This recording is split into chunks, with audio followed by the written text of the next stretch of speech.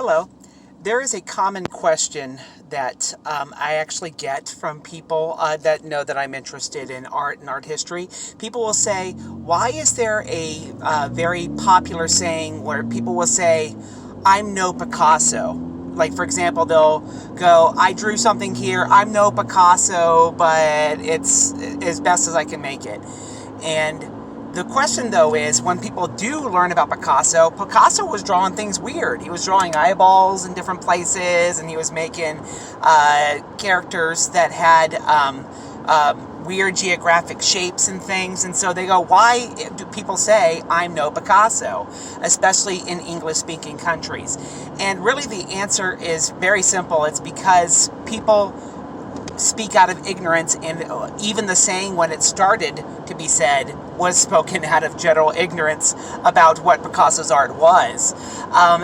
This saying can be traced back really in 50s, 60s is when it kind of became popular, and at that point Pablo Picasso was the most famous artist in the world. He was certainly the most famous living artist in the world, and quite arguably the most famous artist, period.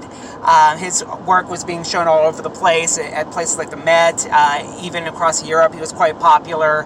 Of course, he was basically Spain's native son, and so he was quite popular in Spain. And generally speaking, the art world proclaimed Picasso as the great artist.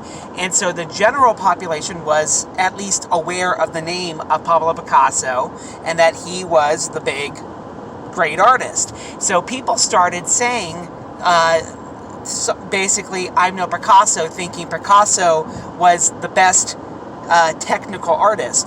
And the thing is, Picasso was a fairly strong technical artist. Some of his early art really is quite classical in that it looks like just natural, traditional drawings of people and objects. It wasn't until really his mature phase that he started to get into things that were much more abstract.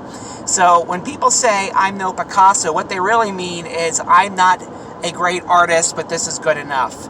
And they were using the name Picasso simply because that's the name that they heard, not because they knew Picasso or because they thought abstract art somehow represented what they were doing.